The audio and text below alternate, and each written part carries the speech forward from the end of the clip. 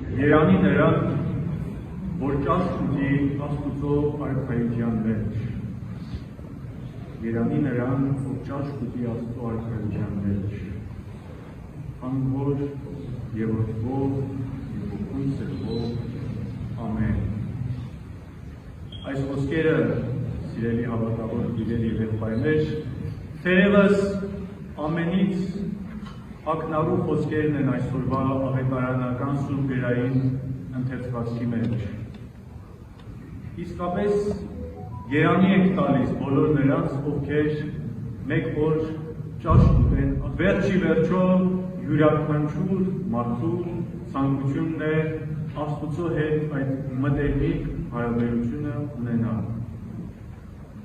Մենք սիրելիներ այնքան ենք կարևորում Աստուծո հետ այդ միավորումը, որ այսօր էլ կարող ենք դառնալ այս սուրբ եկեղեցու մեջ մեր կողքին կանգնած մարդուն եւ ասենք երանի քեզ, եթե դու այդ շնորհին կարժանանաս, որ մի օր երկնքի արքայության մեջ Աստուծո հետ ճաշի կնստես։ Բնականաբար այս խրախճանքը սիրելիներ հենց այնպես չի լինում։ Աստված ի սկզբանե ինչպես և բոլոր կանոնավոր ճաշկերուներն են տեղի ունենում, հրավեր է ուղարկում։ Եվ այդպիսի մի հրավերի մասին պատմվում է նաև այսօր Ղուկասու ավետարանի ընթերցվածքի մեջ, որ մի մեծահարուստ ճաշկերույթ է պատրաստում և ուղարկում է իր ծառաներին, որպեսզի հրավիրյալներին կանչի ասի համաձայն նախապես ուղարկված հրավերի, եկեք, ճաշը այլևս պատրաստ է։ Եվ մեկը ասում է, որ գիտես, ասա ագարակ եմ գնել և չեմ կարող գալ, պիտի գնամ տեսնեմ ագարակը։ Մյուսը ասում է 5 եզներ եմ առել և պետք է գնամ տեսնեմ դրանք, չեմ կարող գալ։ Եվ մյուսն էլ ասում է 9 եմ առել, ամուսնացել եմ և չեմ կարող գալ։ Եվ այսպես բոլորը հրաժարվում են և չեն գալիս։ Եվ Տերը հրամայում է իր ծառաներին, ասում է գնացեք բոլոր կաղերին, խեղանդամներին, աղքատներին հրավիրեք և ներս բերեք։ Ծառաները այդպես էլ անում են և այս խրախճանքի դահլիճի մեջ դեռևս շատ ավելի տեղեր են մնում։ Եվ Տերը ասում է գնացեք դարպասների, ցանկապատների մոտ, փողոցներում, ով որ կա հրավիրեք և ներս մտեք։ Եվ ճշմարիտ եմ ասում ձեզ, որևէ մեկը, ում որ նախապես հրավեր է ուղարկված, չի մտնի և չի մասնակից չի լինի այս խրախճանքին։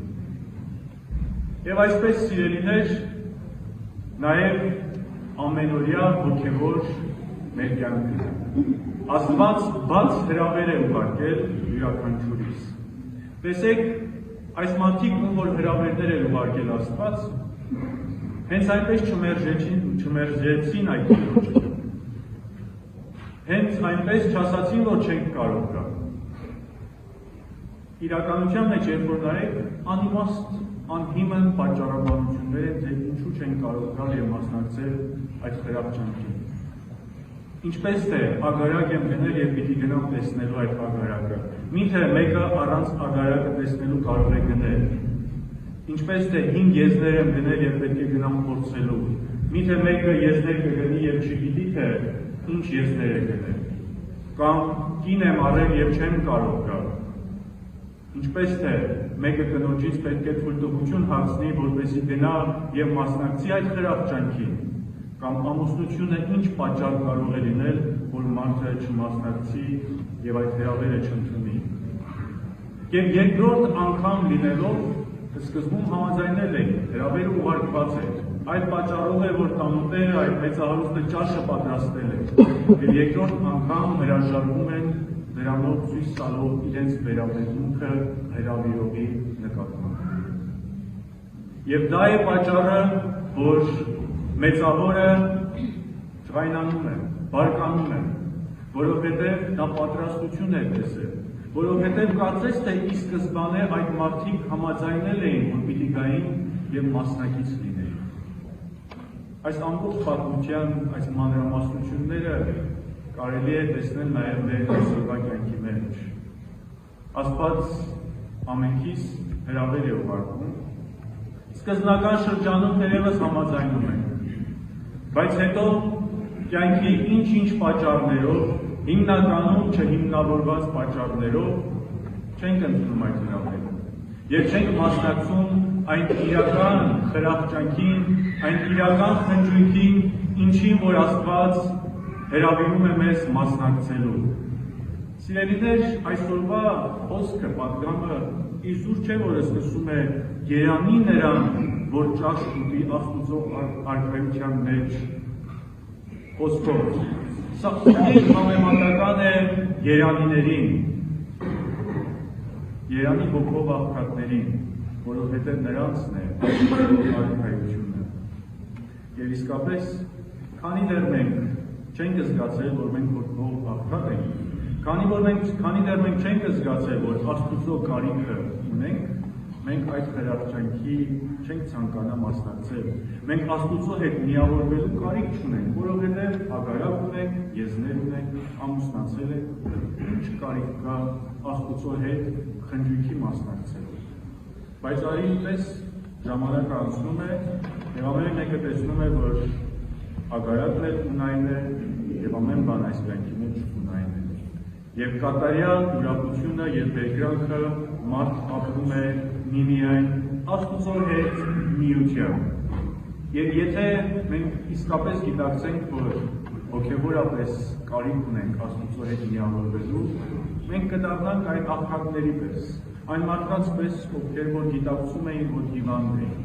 Տեսեք, ծառաները երբ որ դուրս եկան հրավիրելու այս մարդկանց, որևէ մեկը չասաց ես չեմ կարող, որովհետև այս աշխարհի հետ կապող որևէ բան չունի։ Անմիջապես անցածին, անմիջապես հետևեցին ու գնացին եւ մասնակից եղան այդ խրախճանքին։ Նրանք չէին էլ կարող երազել, չէին էլ կարող մտածել, որ մի օր կարող է այդ հարուստի հետ սեղան նստել։ Եվ սիրելիներ, իսկապես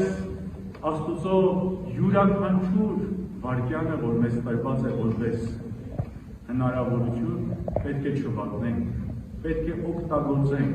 պետք է այդ հրավերը ընդունենք եւ յուրաքանչյուր վայրկյան հետևենք Աստուծուն։ Մեկ բան է լսել հրավերը, մեկ այլ բան է հետևել եւ ընդունել այդ հրավերին։ Մի աղքատ չինացի է լինում, որ քայլում է փողոցով եւ երազում է, որ մի կտոր հաց պիտի։ Եվ իր մեծահարուստ բարեկամներից մեկին է տեսնում ճանապարհին, եւ այդ բարեկամը ասում է. «Եղբայր, ինչ ես անում»։ Ասում է. «Որևէ բան չեմ անում»։ Ասում է. «Այս երեկո մեր տանը կլինես եւ մեզ հետ կճաշես»։ Այս աղքատ չինացին երկար մտածում է եւ ասում է. «Եղբայր, կլինի վաղը ձեր տանը ընտրեմ»։ Ասում է. «Ինչու»։ «Այսօր ինչ պետք է անես»։ «Ուր ես լինելու այսօր երեկոյան»։ Ասում է. «Այսօր երեկոյան էլ եմ ձեր տանը լինելու։ Պարզապես այսօր երեկոյան հոտիկինն է հրավիրել, կգամ կընտրեմ այսօր իր հրավերով, վաղն էլ քո հրավերով կգամ եւ կընտրեմ ձեր տանը»։ Սա ինչ է նշանակում։ Այս խելացի մարդը որևէ հնարավորություն բաց չի թողնում։ Մենք յուրաքանչյուր հրավեր Աստուծո կողմից մեզ ընտրված եւ այսօրվա հրավերը նաեւ պետք է ուղղակի չընթերցենք եւ անցնենք, այլ պետք է իմանանք, որ Աստուծուն հետևելը մեծագույն նվերն է։ Եթե այդպես չլիներ, Պողոս առաքյալը չէր ասի, որ կրակի ոցով պետք է բոլոր նրանք պատժվեն, ովքեր որ Աստուծո ավետարանին չեն հնազանդվում, Հիսուս Քրիստոսի ավետարանին։ Եվ ինչ է նրանց պատիժը։ Պողոս առաքյալը ասում է. նրանց իրական պատիժը հեռու լինելն է Տիրոջ ներկայությունից։ Մարդու համար ամենամեծ պատիժը ինչ կարող է լինել, երբ որ նա մերժված է, երբ որ աղոթում է եւ իր աղոթքը չի լսվում, երբ որ կարծես թե ամբողջ աշխարհը իր շուրջն է, ունի բարեկամներ, բայց միայնակ է, որովհետեւ Աստուծո հետ միավորված չէ։ Ահա Պողոս առաքյալը այդպիսի մենության եւ Աստուծոց հեռու լինելու վիճակի մասին է խոսում։ Եվ ով որ չի ընդունում այս հրավերը, բնականաբար հեռու պիտի լինի։ Աստված մշտապես մեզ ուտում է այդ հրավերը եւ սպասում է, որպեսզի մենք ևս կերակրենք նրան, ով որ մեզ կերակրում է։ Մենք ևս օրհնենք նրան, ով որ մեզ օրհնում է։ Եվ մենք ևս երբեք ու երբեք չանարգենք նրան, ով որ մշտապես հարգանք է ցույց տալիս մեր հանդեպ։ Ով է սա, եթե ոչ Տերը։ Ով է սա, եթե ոչ այդ խնջույքին հրավեր ուղարկողը ամենքից։ Սիրելիներ, թող որ Տերը մշտապես մեզ առաջնորդի, մեր քայլերը առաջ տանի դեպի այդ խնջույքը, որպեսզի յուրաքանչյուր վայրկյան, երբ որ հրավեր է գալիս, այդ հրավերին անցանք, բարի լինենք, միմյանց հանդեպ հոգատար լինենք, բոլոր մարդկանց, ովքեր որ պարիսպների մոտ են, կաղ են, խեղանդամ են, կույր են, աղքատ են, նրանց ևս ներս բերենք, որովհետև մեզ վրա է դրված այդ առաքելությունը նաև, որպեսզի Աստծուն իրական եւ արժանի ծառաների եւ թող Տերը ամենքից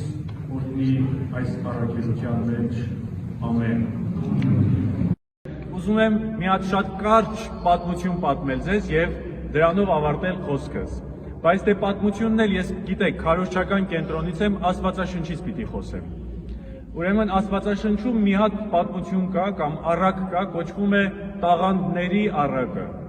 Տաղանդը հին աշխարհում գիտեք ինչին էին տաղանդ ասում։ Հողին, դրամին ասում էին տաղանդ։ Ուրեմն մի մեծահարուստ թողնում է իր ագարակը, թողնում է իր կալվածքը, հարստությունը, մի ուրիշ տեղ է գնում, արտասահման է գնում։ Ու ունենում է 3 ծառա։ 3-ին էլ կանչում է, ասում է, քանի որ գնում եմ ուրիշ աշխարհ, քանի որ գնում եմ ուրիշ տեղ, ուրիշ երկիր, հետևյալը պիտի անեմ։ Մեկիդ տալիս եմ 5 տաղանդ, այսինքն 5 փող այն ժամանակվա, 5 ոսկի,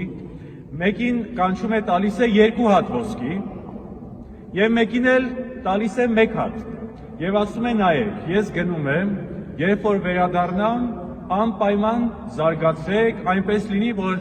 հարստանաք եւ ինձ էլ հարստացնեք։ Եվ ահա, երբ որ գնում է, ծառաներից մեկը ում որ 5 հատ էր տրվել, տանում է եւ աշխատանքի մեջ է դնում այդ ոսկին եւ 5-ի փոխարեն գիտեք քանի հատ է շահում։ Եվս 5 հատ ու 10 հատ է ունենում։ Մյուսը, որին 2 հատ էր տրված, եւս քանի հատ է ունենում, 2 հատ։ Ուրեմն ընդհանուր 4 հատ է դառնում։ Եվ մյուսն էլ, որ 1 հատ էր տրվել իրեն, գիտեք ինչ է անում, վախենում է տիրոջից, գնում է հողը փորում է, դնում մեջը ու փակում։ Ու մտածում է, որ Տերը եթե գա, շատ խիստ է, եթե հանկարծ կորցնի այդ 1 հատ գումարը, պիտի պատժի իր Տերը իրեն։ Եվ ինչ է տեղի ունենում, երբ որ Տերը վերադառնում է, կանչում է։ Այն մեկը գալիս է, ասում է, հա, ինչքան ես շահել։ Ասում է, ինձ 5 հատ տվեցիր, ես տարա, աշխատեցի եւ եւս 5 հատ էլ վաստակեցի։ Հիմա 10 հատ ոսկի ունեմ։ Եվ այդ ագարակի Տերը ասում է, շատ ազնիվ ես դու եւ հավատարիմ ես դու։ Եվ քանի որ սրա մեջ հավատարիմ եղավ եւ ուղեղդ աշխատացրեցիր ու կարողացար զարգացնել, ուրեմն քեզ ավելի մեծ կալվածքների վրա պետք է իշխան դարձնեմ։ Եվ այն մյուսը գալիս է, ասում է 2 հատ տվեցիր, ես էլ 2 հատ շահեցի։ Ասում է շատ ապրես, դու էլ ես հավատարիմ, քեզ էլ համապատասխան պետք է կալվածքների վրա տեր դարձնեմ։ Եվ այն մյուսին, երբ որ կանչում է, այն ծույլի կաշակերտի պես վախեցած մոտենում է, որովհետև մի հատ կար, չէ, թաքցրել էր հողի մեջ, հազիվ գնաց։ Մի կերպ գտավ, այն էլ չէր գտնում երևի, մի կերպ գտավ, բերեց, ասում է, Տեր, այսքան ունեմ, 1 հատ տվեցիր ինձ, 1 հատն էլ քեզ եմ վերադարձնում այս ոսկին, սրանից ավել չեմ տալիս, որովհետև ես մտածեցի դու շատ խիստ ես, դու հանկարծ եթե ես սա կորցնեմ, դու չգիտեմ ինչ կանես, պիտի պատժես ինձ։ Ուրեմն Տերը ասում է, դու չար ես եւ ապիկար ես։ Եվ իրեն վռնդում է, եւ ոչինչ էլ չի տալիս։ Եվ այն մի հատ ոսկին էլ որ ուներ իր ձեռքում, վերցնում է եւ տալիս է նրան, ով որ ուներ 10 հատ արդեն։ Եվ հետո մի խոսք է ասում է, ով որ ունի, նրան ավելի շատ կտրվի, եւ ով որ չունի, ինչ էլ որ ունի ձեռքին պետքա խլեն իրենից եւ տան ուրիշի։ Հիմա այս առակը ինչու պատմեցի։ Տաղանդ բառը գիտեք ինչ է։ Մենք հայերենում որ ասում ենք տաղանդ, դա ինչ է։ Մեկը թող ձեր բարձրացնի, ասի, տաղանդը սենց։ Օրինակ նկարելը տաղանդ է, իմացա, որ կարող է նկարչություն սովորեք, տաղանդ է, չէ նկարչությունը։ Նվագելը տաղանդ է, թե չէ։ Չէ, լավ է։ Լավ հաշվելը տաղանդ է, թե ոչ։ Որ լավ կարողանում ես հաշվել, բարդ մաթեմատիկական խնդիրներ։ Տաղանդ է, չէ։ Ուրեմն լավ երգելը տաղանդ է։ Այս բոլոր տաղանդները Աստված մեզ առատ տալիս է։ Հիմա հեսա, որ սկսեք ձեր դասերը, մեկը նկարչություն, մեկը եկեղեցական երգեցողություն եւ այլն, տեսնելու եք, թե ինքներդ չեք հավատալու, թե դուք ինչքան տաղանդավոր եք։ Դուք ասելու եք, ինչպես եղավ, որ ես կարողանում եմ լավ երգել, լավ նկարել, կրոնական լավ բաներ սովորում եմ, իմանում եմ, թե քրիստոնեությունը երբ ընդունվեց Հայաստանում, մեր Արցախ աշխարհի հերոսները ովքեր են, եւ այլն, եւ այլն։ Եվ այս տաղանդները երևալու է ձեր մեջ։ Բայց այս պատմությունը ձեզ պատմեցի, որպեսզի իմանաք, որ երբ որ ձեզ տրվում է այդ տաղանդը, պետք է զարգացնեք։ Ինչպես որ նրան, որ 5 հատ էր տրված, 5 հատ էլ ինքը արեց։ Այսինքն, դասատուն եթե քեզ տալիս է 5 դաս, 5 հատ վարժություն էլ դու պիտի ավելանես։ Եթե տալիս է 2 հատ, 2 հատ էլ դու պիտի ավելանես։ Բայց երբ որ տալիս է 1 հատ, ինչ պիտի անես։ Մի հատ էլ պիտի անես, ոչ թե պիտի ասես, դե լավ հա տնայինները արեցի, վերջացեցի, դպրոցում արկելն եկեք չկա ոչ մի բան անի։ Մենք տենց անում ենք, չէ։ Պետք չի անում։ Պետք է երբ որ ինչ որ տրվում է մեզ, զարգացնենք, մեր տաղանդները մեծացնենք, եւ Աստված, որ տեսնում է երկնքում, ասելու է, ուրեմն այս երեխային, որ տվել եմ այս տաղանդը, քանի որ ինքը ավելի շատ աշխատում է իր վրա, առավել շատ տաղանդ պիտի տամ իրեն։ Ես երեխաներին ասեմ, բայց մեծերն էլ թե ոչինչ ընդունեն։ Այսինքն ուղղված է երեխաներին, բայց այս падգամը ամենքինս է։ Հետևաբար, սիրելիներ, ավելի շատ չերկարացնելու համար կուզեմ մաղթել, որ այս կիրակնորյա հրաշալի դպրոցի նախաձեռնությունը առիթ դառնա, հնարավորություն դառնա բոլորիդ համար, որ շատ տաղանդներ հավաքեք։ Ձեր մեջ դեռևս, որ դուք չգիտեք, որ այդ տաղանդը ունեք, այդ տաղանդներն էլ բացահայտեք եւ ծնողներն էլ շատ մեծ դեր ունեն այս ամեն ինչի մեջ եւ ամենակարևորը այս պահին խնդրում եմ Աստծո օգնությունը, Աստուծո օրհնությունը յուրաքանչյուրիդ, որպեսզի իր օրհնության մեջ կարողանաք զարգացնել ձեր տաղանդները։ Առանց Աստված ոչ մի բան չենք կարողանա անել։ Հայ ազգը Արժանապատիվ ներհայր, սիրելի եղբայր Քրիստոս, սիրելի հավատավոր քույրեր եւ եղբայրներ։ Նորից ու նորից փառք եմ մեր առաքուն երկինք, որ այս առիթը ունեմ այս պահին այս Սուրբ Խորանի վրա լինելու, Սուրբ Պատարագ մատուցելու եւ ձեզ արցախցիներից աղոթագից լինելու։ Ինչպես որ սիրելի հոգևոր իմ եղբայրը Տեր Տեսեսը նշեց պատարագի սկզբում, հիմնական այս ուղի պատարագի աղոթներն ուղղված են Տիրոջը որպես խնդրանք, որպես աղես Արցախ մեր աշխարհի խաղաղության համար, մեր սահմանների ամրության համար, Հայաստանի եւ Արցախի անսասանության համար եւ մեր ժողովրդի համար, ուր էլ որ լինեն, Արցախում թե Հայաստանում թե Սփյուռքի որևէ գաղթօջախում, որովհետեւ այս պահին յուրաքանչյուրիս սիրտը Արցախ է բաբախում, յուրաքանչյուրիս միտքը Արցախով է տարված եւ բնականաբար սա էլ աղոթք է դառնում դեպի երկինք, խնդրելով որպեսզի Աստված խաղաղություն տա նախ եւ առաջ յուրաքանչյուրից սրտին։ Ինչու՞։ Անխաղաղ մարդը չի կարող ստեղծագործ լինել եւ հետեւաբար Աստծուն մշտապես խնդրում ենք, որպեսզի խաղաղություն տա մասնավորաբար յուրաքանչյուրիդ մտքին, սրտին, որպեսզի կարողանանք վերստին արդել, բարձրանալ, զարգանալ եւ ամբրանալ։ Եվ ինչպես Պողոս Առաքյալն է ասում, ցանկացած դժվարություն, անհաջողություն, ձախորդություն, որ համբերություն է ստեղծում, այդ համբերությունն էլ փորձառություն, այդ փորձառությունն էլ հույս, իսկ հույսը երբեք չի ամաչեցնում։ Այդ հույսն է, որ մեզ ամեն կիրակի բերում է Սուրբ Եկեղեցի, այդ հույսն է Աստծո հանդեպ, որ անդադար է դարձնում մեր բարեպաշտությունը, անկախ վիճակից լինի պատերազմ, լինի խաղաղություն, լինի ներքին պատերազմ, թե անդոր, մենք միևնույն է կիրակի լինի, թե շաբաթվա որևէ օր լինի, պիտի Աստծուն աղոթենք, նրա հետ միասին լինենք։ Հանուն Հոր եւ Որդվո եւ Հոգուին Սեփով ամեն։ Սիրելիներ, մի օր մի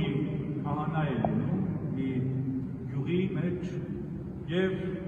գյուղը այդքան էլ զարգացած մի գյուղ չի լինում եւ այդ գյուղի քահանան տեղի օճառ պատրաստող մի գործարարի հետ քայլում է փողոցում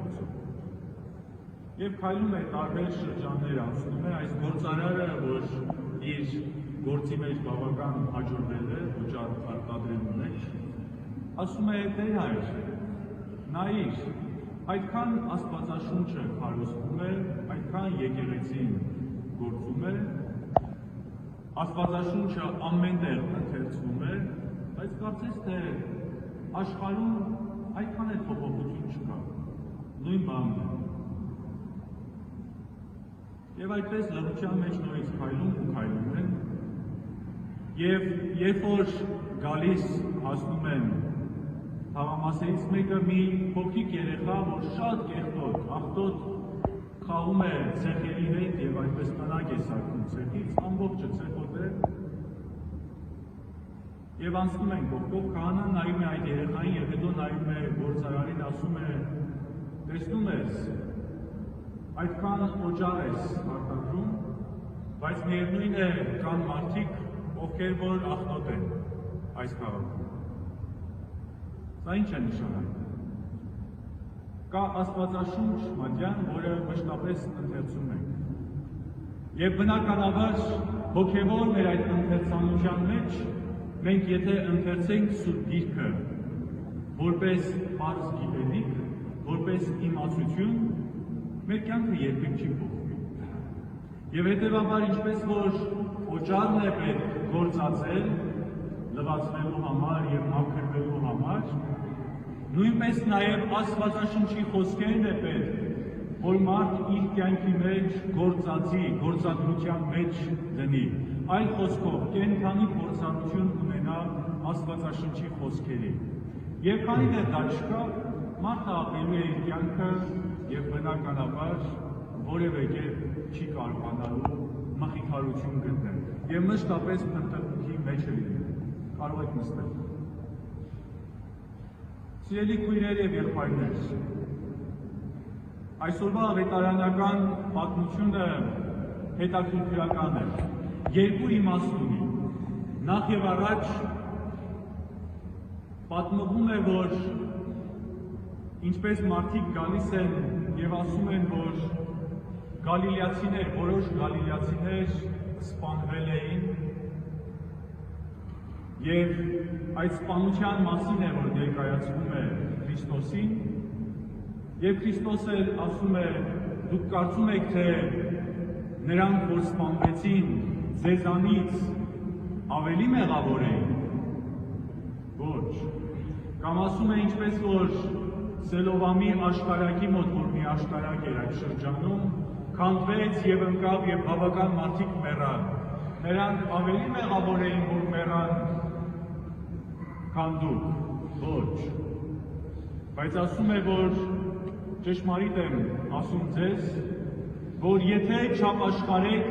ամենքդ էլ պիտի կորչենք։ Շատ խիստ է։ Մենք հավատացյալներս շատ չենք սիրում մեզ նեղության մեջ դնել։ Իսկ ապաշխարել նշանակում է քեզ նեղության մեջ դնել։ Քո կրքերը զսպել, քո համբասանքը դադարեցնել, գողություն չանել, չվատաբանել եւ այլն եւ այլն։ Դժվար է, չէ՞։ Դժվար է այս մեղքերը զսպել։ Բայց Աստված ասում է, եթե չապաշխարեք, դուք պիտի կորչեք։ Ուրեմն մի մտածեք, թե եթե մարդիկ կան, որ մեռել են եւ մենք ողջ ենք մնացել, ուրեմն կարող ենք շարունակել մեր կյանքը։ Աստված ասում է, որ այդ կյանքը, որ ես ձեզ տվել եմ, պատասխանատվություն է ձեզ համար։ Դուք պատասխանատու եք ձեր այդ կյանքի համար։ Ասացի, որ երկու իմաստ ունի այսօրվա ավետարանը։ Առաջինը այն է, որ մենք ավելի մաքուր եւ սուրբ չէինք եւ չենք քան նրանք, ովքեր որ մեռան։ Եվ երկրորդն էլ այն է, որ եթե չենք մեռել մինչև հիմա, ինչ է դա նշանակում։ Որ Աստված մեզ հնարավորություն է չէ տալիս մշտապես, որ Աստված մեզ առիթ է չէ տալիս մշտապես, որպեսզի փոխվի մեր կյանքը, որպեսզի ավելի իրեն մոտենա։ Բայց եւ իմացեք, որ եթե այստեղ պաշտամունքի գանք, Աստծուն պաշտենք, պատարագի մասնակցենք, սուրբ հաղորդություն առնենք եւ դուրս գանք եւ մեր կյանքը ոչնչով փոխված չլինի, անիմաստ է հոգեվոր կյանքը։ Ընդհակառակը դատապարտություն կլինի մեզ համար։ Ուրեմն հոգեվոր կյանքը պիտի փոխի մեզ, պիտի նոր մարդ դարձնի։ Եվ այս հույսն է, որ մեզ համար դառնում է մշտապես երկրորդ հնարավորություն։ Մարդիկ միշտ սիրում են երկրորդ հնարավորություն։ Երբ որ աշխատանքից պիտի հեռացվեն, տնօրենին ինչ են խնդրում, ասում են երկրորդ հնարավորություն տուր։ Ընտանիքը երբ որ պիտի ամուսնալուծվի, ինչ է ասում է ինձ երկրորդ հնարավորություն տուր։ Եվ այլն, մարդիկ միշտ սիրում են երկրորդ հնարավորություն։ Էլ չեմ ասում մեր եւ Աստված հարաբերությունների մեջ մենք ինչ ենք ամեն օր խնդրում, եւս մեկ հնարավորություն։ Այսօրվա այս քարոզի հարյուրը այն է, որ Աստված այս պահին մեզ ամենքից տալիս է այդ երկրորդ հնարավորությունը։ Բայց եթե դա չգործածենք, ավելին ասեմ, եթե դա վատնենք, անիմաստ կլինի այդ տրված հնարավորությունը։ Եվ ինչպես որ այսօրվա Աստվածաշնչի ավետարանի մեջ մեկ այլ պատմություն, որ Թզենու պատմությունն է վկայում, Տերը տեսնում է 3 տարի շարունակ այդ թզենին պտուղ չի տալիս։ Եվ ասում է, անիմաստ է այդ թզենին, իզուր տեղ է զբաղեցնում։ Եվ ծառան ասում է Տիրոջը, Տեր, թերևս 1 տարի ևս թողնենք, թերևս պտուղ տա։ Բայց եթե 1 տարուց էլ պտուղ չտա, կգնրեք եւ գնեք։ Սա նորից ու նորից ինչ է հնարավորություն։ Տեսեք, անընդհատ մենք կարող ենք որևէ կերպ հոգևոր արդյունք չտալ, բարիք չգործել, մեր ներսը չմաքրել, բայց Աստված մշտապես այդ հնարավորությունը տալիս է եւ սրա մեջ է, որ տեսնում ենք Աստծո քաղցրությունը։ Բայց միևնույն ժամանակ, որպեսզի հանգիստ չմնանք, Աստված ասում է՝ մի ընդունեք իմ ամեն օր ձեզ տրված հնարավորությունը, դե այդպես էլ պիտի լիներ, Աստված բարի է, ամեն օր հնարավորություն է տալիս։ Երբ որ չարիքը գալիս հասնում է մեզ, այդ ժամանակ հասկանում ենք, որ թերևս մի բան սխալ ենք արել նաև մենք։ Թերևս այդ սխալի մեջ նաև մենք է, որ մեղավոր ենք։ Հետևաբար, սիրելիներ, այսօրվա մտորումս որոշակի պատգամ է յուրաքանչյուրիս համար, որպեսզի անպտուղ չլինենք, ինչպես այդ թզենին է, որպեսզի ուղղակի չմտածենք, թե հոգևոր կյանքի կողքով կարելի է անցնել եւ մտածել, թե դու Աստծուն մոտ ես։ Ոչ, պետք է պատկաբերես, պետք է առատ պատկաբերես։ Եվ ընդհանրապես, եթե նայում ենք ծառերին, ջուղ կա,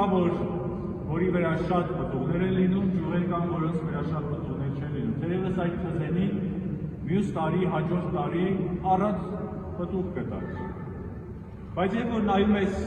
20-30 տարվա այդ ջուղին, որը շատ առատ է, չես կարող պատկերացնել, որ այդ ջուղը առանձին ինքնին կարող է պտուղ տալ։ Ում հետ պիտի միացած լինի կամ ինչի հետ պիտի միացած լինի։ Ծառի հետ։ Եթե ծառի հետ միացած չլինի, չի կարող պտուղ տալ այդ ջուղը։ Նույնպես եւ մենք սիրելիներ, մենք առանձնաբար ինքնին չենք կարող ոչինչ անել։ Այս օրերին հետ պատերազմյան շրջանին հատկապես մշտապես խոսվում է, որ մեր ազգը առավել քան երբևէ պիտի միասնական լինի, որովհետև եթե չկա միասնություն, Հայաստան, Արցախ եւ Սփյուռք միասնությունը չկա, առանձնաբար սրանցից յուրաքանչյուրը տկար է։ Առանձնաբար սրանցից յուրաքանչյուրը անկարող է պայքարել եւ ամուր լինել։ Եվ բնականաբար, ինչպես որ առանձնաբար Արցախ լինի Հայաստան, այսպես չեն կարող պայքարել, չեն կարող ամուր ոտքի կանգնել, նույնպես նաև մենք սիրելիներ, առանց Աստծո հետ միացած լինելու չենք կարող ոչ պայքարել, ոչ էլ պտուղ տալ։ Հետևաբար, մեր Տեր Հիսուս Քրիստոս գալիս է այսօր ասելու, որ ձեզ ևս մեկ հնարավորություն են տալիս,